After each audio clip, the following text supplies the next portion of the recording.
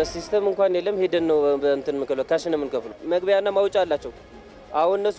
2 ሰዓት ላይ ሲባል 2 ሰዓት አይገቡም በረገጥ የሚወጡበትና የሚገቡበት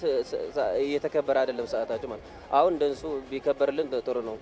ተቀጠም ቢያነስ እንኳን በሄድንበት ብንከፍለው አሪፍ ነው ሰዓታችን ቢስተካከል አንዳንዴ ነው የሚሰራው ሄደን የምንከፍለው ወረፋ ይዘን የምንከፍለው እሱም ራሱ ያው ከባድ ነው አዲስ አበባ ላይ ይሄንን ቅጣት ወጣ ወረዱን ለመቀነስ በጣም ትርጉም ያለው ስራ ስንሰራ ቆይተናል አንዱ እንግዲህ እንደሚታወቀው የቅጣትን የትራፊክ ቅጣትን በቴሌብር የተጀመረው በአዲስ አበባ ነው በነገራችን ላይ ምክንያቱም በቴሌብር ክፍያዎች ሲከፈሉ ቆይተዋል ኢቭን ሌሎችም ለምሳሌ በአዋሽ ብር ሲስተም አዲስ ስርዓት በመዘርጋት በዛም ስራዎች ሲሰሩ ቆይተዋል ነገር ግን ይሄ ሲስተም ኮምፕሊት አልነበረም ማለት ነው ብዙ ክፍተቶች የነበሩበት ነው እዚህ ከተማ አጠቃላይ ከመረጃ ጋር ተያይዞ ማለት ነው ለምሳሌ አንድ ሰው ከክፍለ ሀገር አዲስ አበባ መጥቶ ለመውጣት ሲል ደንብ ቢተላለፍ መረጃው እዚህ ስለሌለ በሀገር ደረጃ መረጃው ተሰብስቦ አንድ ቋት ላይ ባለመግባቱ ምክንያት ይሄንን ማስተናገድ አልተቻለም ይሄ ብቻ ሳይሆን በቴሌብር ቅጣቱን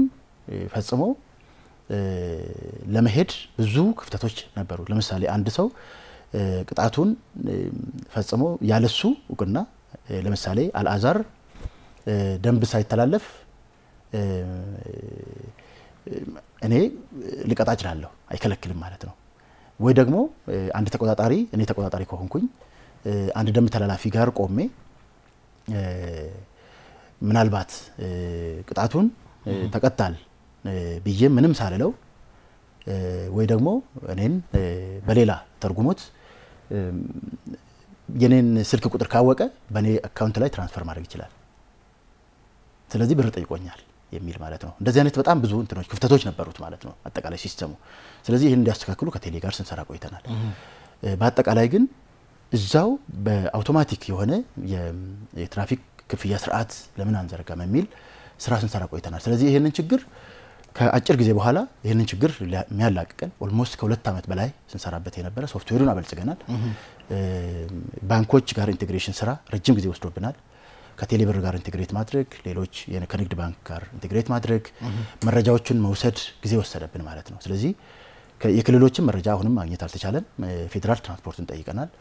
ከተማችን ላይ ከአሽከርካሪ ተሽከርካሪ ፍቃድና ቁጥጥር ባለስልጣን የአሽከርካሪዎችን መረጃ ማግኘት ያስፈልጋል